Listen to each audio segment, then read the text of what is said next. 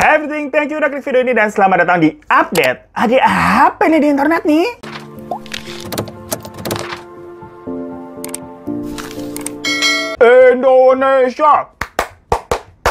Indonesia. Nah gengs, gimana? Kalian udah pada ikutan lomba 17 Agustusan apa aja? Namanya di hari kemerdekaan Indonesia ini, kita harus semangat dong besti. Jangan lemes begitu lu, tipes lu. Kayak gua nih, selalu semangat menghadapi hari-hari. Apalagi hari ini yang euforianya harus ceria. Kalian mau tahu nggak rahasia kenapa sih? Mood gua bisa selalu kayak semangat 45 begini nih? Ya karena gua selalu memulai hari dengan minum Kopi Gula Aren yang bikin semua jadi pengen. Pengen juga dong pastinya kalian. Karena selain kopinya lagi ngetren, rasanya tuh paten. Pokoknya dengan Kopi Gula Aren ini, kalian nggak butuh deh skill-skill khusus biar bisa membuat sebuah kopi kekinian begitu. Gak percaya lu? Maaf ya, mulut kita nih kagak suka tipu-tipu. Langsung kita buktikan. Ambil aja nih satu sachet Kopi Gula Aren dan tuang semua isinya, gengs. Setelah itu, tambahin air panas setengah gelas aja, jangan penuh-penuh ya, dan aduk sampai larut semua. Nah, kenapa tadi kita tuang airnya tuh nggak sampai penuh? Karena kita mau buat es kopi nih, gengs. Jadi bisa kalian langsung tambahin es batu abis itu. Dan biar jadi kayak kopi kekinian, tambahin susu UHT cair. Aduk, semuanya sampai ngeblend. Dan jadi deh, es Kopi Gula Aren. Kopi Gula Aren lebih paten, lebih keren. Gimana? Segampang itu kan? Buat es kopi kekinian nih. Dengan pakai satu sachet Kopi Gula Aren aja, bener-bener bisa bikin mood buzzer banget ini. Apalagi kalian yang masih pada muda-muda, harus mewakilkan semangat 45 sebagai pemuda-pemudi bangsa. Makanya buruan deh, biar mood kalian ini bisa semangat lagi, bikin Kopi Gula Aren bareng teman-teman kalian. Karena Kopi Gula Aren ini lagi ada promo buy to get one loh, yang bisa kalian dapatkan di minimarket terdekat. Nah, yaudah yuk kita lanjut ke ceritanya sambil ditemenin sama Kopi Gula Aren. Hai guys, sudah lama nih kayaknya kita nggak update. Nah, mumpung vibes-nya nih masih tanggal merah, kopi juga udah tersedia. Makanya kita bahas dulu yuk hal-hal yang lagi viral-viral yang seru. Kita libur dulu dah bahas yang horor-horor sama yang serem-serem. Ya tapi bahan-bahan update kali ini, itu sih bukan bikin takut ya, lebih bikin emosi. Dan bingung sama kelakuan orang-orang nih. Ya udah langsung aja kita ke berita yang pertama. Yang hebohnya bukan main. Dari minimarket tercinta, apalagi kalau bukan Alfamart. Jadi awalnya tuh beredar nih sebuah video yang direkam memang oleh petugas Alfamart yang ada di Tangerang sana bernama Mbak Amelia. Di mana dirinya dan pegawai Alfamart lainnya itu mendapati seorang nih ada pengunjung ibu-ibu mencuri coklat, gengs, kagak bayar. Dan mau langsung pergi gitu aja keluar naik mobil. Masalahnya ternyata sang ibu itu mengendarai mobil mewah Mercy warna putih. Pastinya hal ini menjadi pertanyaan dong. Kenapa ibu-ibu yang ternyata orang kaya itu perkara coklat aja sampai maling kagak bayar? Lah bayar bensin buat Mercy-nya aja ya? Itu gua jamin bisa beli berdus-dus coklatnya. Kita lihat dulu aja nih videonya bagaimana. Gitu, Bu. Iya, coba saya lihat dulu mana. Ada. Saya ambil. Iya, kenapa Ibu nggak jujur? Ya udah sini. Nggak mau lah, bayar dulu lah. Sini. Bayar. Ya. Gimana sih ngambil coklat? Saya lihat, Bu. Ngambil coklat segala. Bu, kalau itu kalau udah ketahuan, maksudnya kita kan sama-sama baik dulu. Ya udah.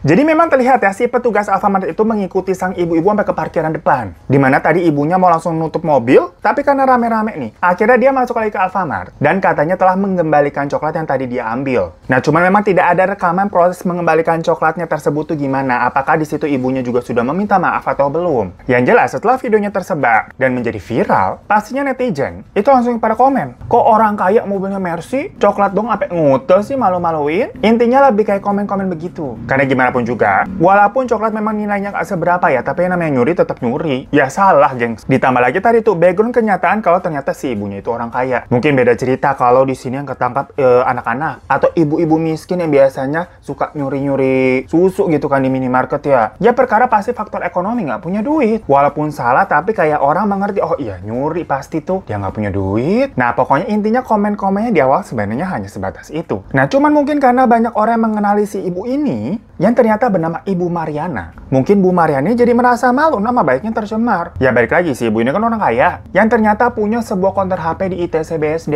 Jadi juragan seluler. Pastinya banyak yang kenal lah, customer-customernya, teman-temannya, saudara-saudaranya. Ngelihat video nih, lah si Ibu Mariana viral, kedapatan nyuri coklat gitu ya, pasti thanksin lah. Dan dia merasa video tersebut telah mencemarkan nama baiknya. Walaupun ya itu ternyata perbuatan dia sendiri salahnya ya. Dari situ Ibu Mariana ini menggandeng pengacara untuk membuat si karyawan Alfamart tadi itu yang ngerekam disuruh klarifikasi permintaan maaf. Karena katanya tadi itu telah mencemarkan nama baiknya Ibu Mariana. Sebab hal itu bisa dikatakan terjerat dalam kejahatan UU ITE. Makanya setelah video pertama yang tadi tersebar, alah muncul lagi nih video kedua begini. Dan saya memohon maaf kepada Ibu Mariana karena atas video yang tersebar kemarin.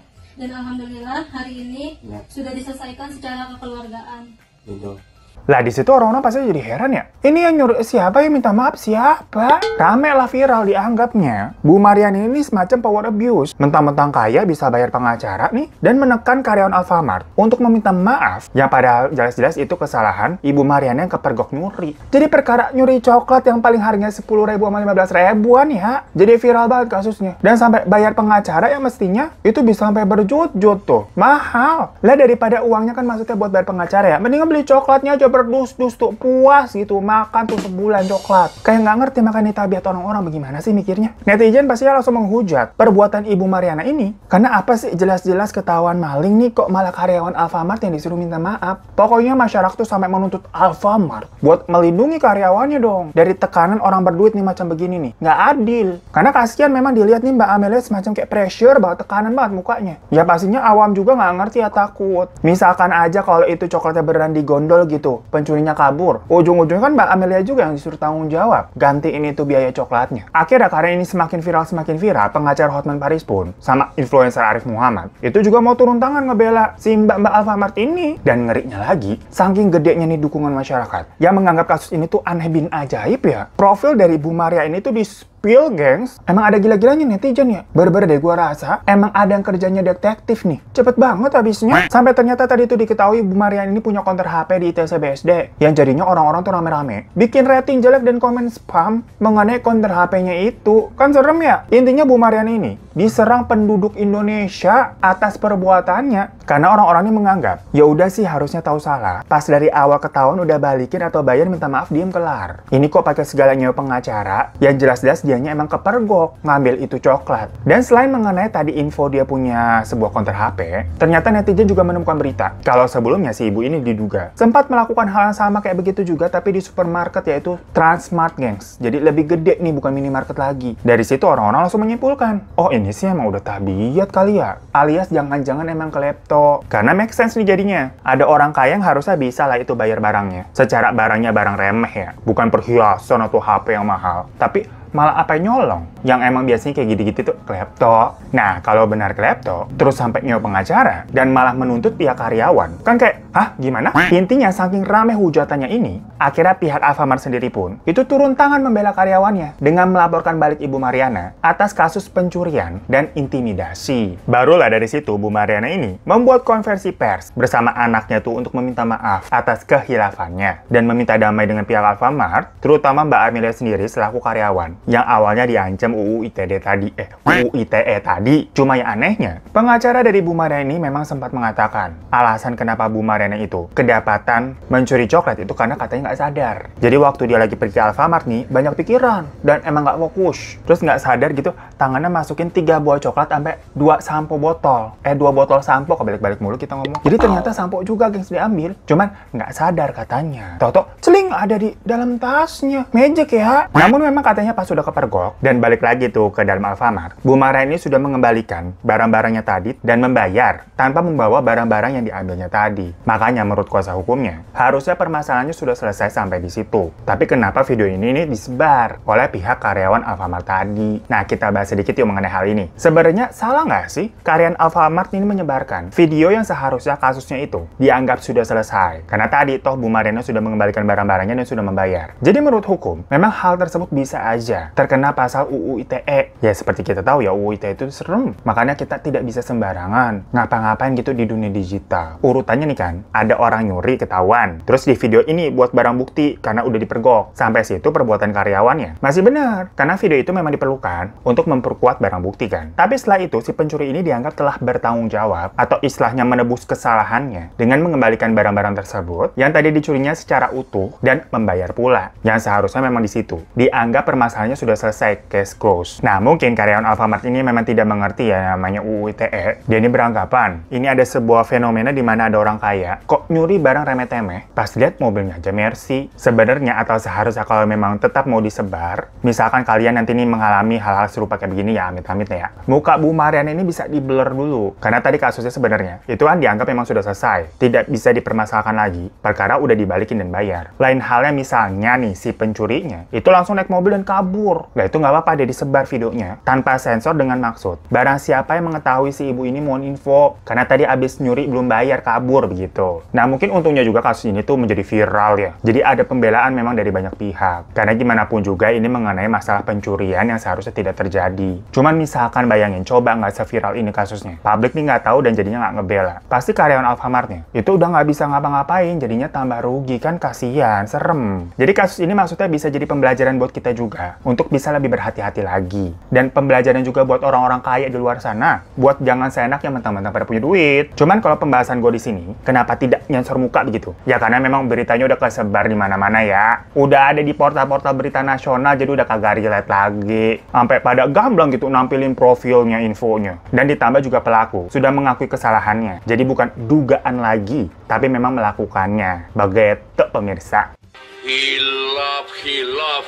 Coba kalau nggak ketahuan. Next kita ke berita lebih geleng-geleng lagi begitu dengarnya. Lebih gila karena emang ada gila-gilanya nih anak-anak TikTok nih. Seperti yang kita tahu ya kasus Brigadir J. Itu kan emang jadi topik hangat di negara plus 62 ini. Nah buat kalian yang belum tahu kronologinya bagaimana, tonton aja video yang ini nih, ketinggalan lu. Yang jelaskan memang sudah terungkap. Kalau yang menembak Brigadir J itu adalah teman atau sesama rekan kerjanya yaitu Baradae. Ya terlepas tapi mungkin karena suruhan atasan atau bagaimana ya disuruh nembak. Tapi tetap aja Baradae ini terbukti terlibat dalam kasus penembakan tersebut yang intinya bersalah. Nah orang yang salah itu kan berarti orang yang jahat lah yang harus dihukum. Namun di dunia yang udah gila begini ya, sepertinya sosok bad boy itu malah dielu-elukan sama para cewek-cewek nih, lu sih.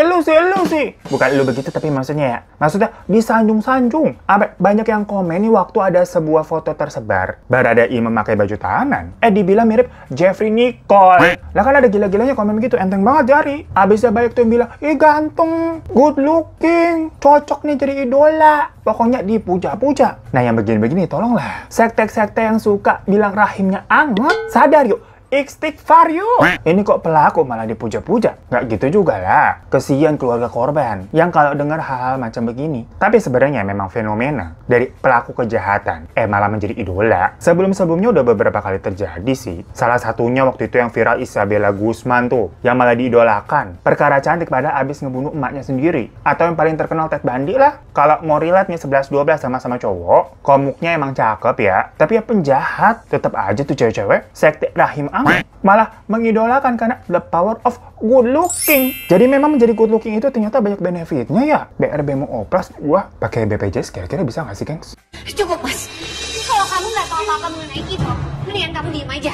Kamu nggak usah ngeremehin idola aku, Mas. Aku nggak terima. Nah tadi intermezzo sebentar aja karena next ini berita yang bikin tambah pusing warga plus 62 karena adanya permasalahan dari pesulap merah vs dukun-dukun Indonesia. Ini jujur ya kasus terabsurd 2022 menurut gua. Jadi buat kalian yang sering ngeliatnya ada orang merah-merah gitu pakai wig adu debat sama orang yang penampakan kayak dukun hitam-hitam pakai kalung gede-gede cincin-cincin Thanos. Siapa sih mereka? Yuk kita bahas. Jadi si pesulap merah ini yang tampilannya kayak cosplayer anime-anime dari atas kepala sampai ujung kaki itu berasa ngeliat Samyang gitu pedas banget merah. Nama aslinya adalah Marcel Radival, bukan Radivan ya. Kalau Radivan ini nih pesulap kuning yang punya ilmu saktinya bisa ngambang di empang.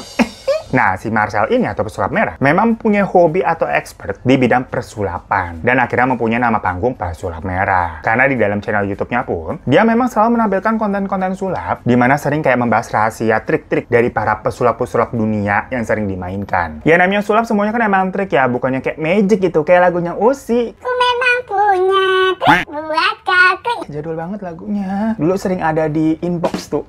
Di mana namanya trik sulap itu? Ya, semacam keahlian dan permainan kecepatan tangan, bukan sebuah penipuan. Beda halnya sama magic-magic yang dilakukan oleh oknum-oknum perdukunan, yang kadang emang ujung-ujungnya tipu-tipu. Nah, pesulap merah ini emang kebetulan sering men-spill tuh trik-trik yang dilakukan oleh para dukun-dukun yang dianggap tipu-tipu. Kayak semacam bakar tisu tanpa api yang seolah itu banaspati. Terus telur dipecahin, ada jarumnya katanya santet. Sampai trik-trik mengenai keris-keris kejawen begitu. Ya cuma balik lagi ya, semua itu kan kepercayaan dari masing-masing orang. Tapi ya memang tidak dipungkiri, memang ada dukun-dukun gadungan yang cuma tipu-tipu doang. Hal inilah yang menjadi dasar para Persatuan Dukun Indonesia melayangkan gugatan kepada si pesulap merah tadi karena dianggap telah menghina profesi mereka. Maksudnya kan pesulap merah ini memberi kesan kalau dukun-dukun itu rata-rata ya cuma tipu-tipu trik doang. Karena viralnya aksi dari pesulap merah dalam membongkar beberapa praktek perdukunan yang dianggap sesat ya, membuat dukun-dukun lain ini merasa kehilangan kepercayaan dari orang-orang yang jadinya dia sepi job cena. Jadi kayak dibilang mematikan rezeki dukun. Nah dari sini netizen lagi-lagi dibikin mengernyitkan dahi nih dengan berita 11-12 yang tadi tuh kayak masalah Alfamart. Kayak ini siapa yang salah tapi siapa yang keluar-keluar. Pertama ya, jujur gue sendiri pun baru tahu kalau ternyata dukun itu ada persatuannya atau organisasinya. Ya cuman nggak apa-apa ya, namanya mungkin satu profesi. Wajar aja misalkan ada perkumpulannya begitu. Tapi yang jadi pertanyaannya nih, maaf kata, kalau beneran kenapa nggak disantet aja itu si pesulap merah ya? Ngapa jadi lapor polisi? Ih ribet banget. Bukannya satu-satu cocok gitu. Tinggal disantet gitu, selesai pesulap merahnya. Kalau emang punya kesaktian. Terus katanya tadi dibilang mematikan rezeki dukun. Jadi sepi job. Mohon maaf lagi nih kita, kalau mulutnya suka lancang gitu, maaf kata. Nanya aja kita ini kan nggak paham. Bukannya katanya ada ini ya, ilmu penglaris. Pakai aja tuh ilmu penglarisnya biar kaya raya. Melimpah ruah sakinah mawadah warohmah gitu. Gak masalah dong seharusnya kalau si pesulap merah ini bongkar-bongkar rahasia. Langsung aja tadi wasus santet, terus tinggal pakai penglaris. Udah kaya, tamat, selesai, nggak ada perkara. Tahu apa kamu? Hah? Kamu pikir enak cari duit? Gampang, iya? Nah, di sini ada lagi nih, lagi video dari TikTok yang udah tahu kan tadi ada gila-gilanya. Gimana bener tuh? Perkara netizen pada bilang santet, susah amat sih. Ada nih salah satu oknum dukun yang ceritanya melakukan ritual santet kepada pesulap merah. Tapi lagi-lagi netizen ini dibuat mengernyitkan dahi dan mata jadi sampai ngurung nih ngeliat videonya. Pertama yang paling dinotis itu kan ritual santet ya, tapi kenapa ada patung Manekineko tuh yang katanya itu kan tradisi kepercayaan orang Jepang buat keberuntungan dan rezeki. Padahal kan di situ kelihatan udah pakai dupa, ada sajennya gitu, ada keris yang tradisional banget. Tau-tau ada Manekineko gitu ya, warna emas lagi. Yang seolah-olah kok jadi fusion nih, perpaduan antara tradisional sama budaya Jepang. Apa jangan-jangan ilmu penglaris selama ini ya pakai Manekineko ya? Jadi ilmunya aja masih import dari Jepang tuh, gak ada yang made Indonesia pak. Ya baru tahu loh gue ini maksudnya. Mungkin kalian ada yang tahu, boleh jawab komen di bawah ya. Terusnya lagi di situ ada sebuah sertifikat yang seolah harus in frame tuh di videonya tuh harus kelihatan. Tapi komen-komennya sih yang pada kurang ajar nih. Pada bilang kok sertifikasi cuma HVS di print. Jahat banget emang netizen ya. Kalau komen nggak disaring-saring dulu sih lu. Terus lucunya lagi, foto pesulap merahnya tuh diambil kayak dari screenshotan video, gengs. Masih ada timestampnya 538 tuh. Jadi kayak kurang legit dilihatnya, kurang horor. Ya yang jelas ini menurut gue sebuah kasus yang absurd banget ya. Tapi ya nggak apa-apa, terima kasih. Jadi kita ada bahan updatean. Coba kalian komen di bawah, kalian ini tim pesulap merah atau tim dukun-dukun Indonesia tuh sampai goyang. Hai susuk Ajiman, berilah cahaya kecantikan pada wajahku, cahaya kekuatan yang menundukkan semua laki-laki yang menatapku. So itu guys berita-berita update hari ini. Yang maaf kata kalau ada salah-salah kata ya, komen-komen aja kalian di bawah. Dan ini lagi berisik banget tuh orang pakai 17-an sama libur-libur begini tuh ada aja yang motong besi sama keramik, denger nggak? Jadi udahan aja keberisikan nih kuping kita. Terima kasih semua yang udah nonton. Jangan lupa untuk klik subscribe di bawah kalau belum. Kalau udah terima kasih banyak. Sampai jumpa lagi di update selanjutnya. Assalamualaikum.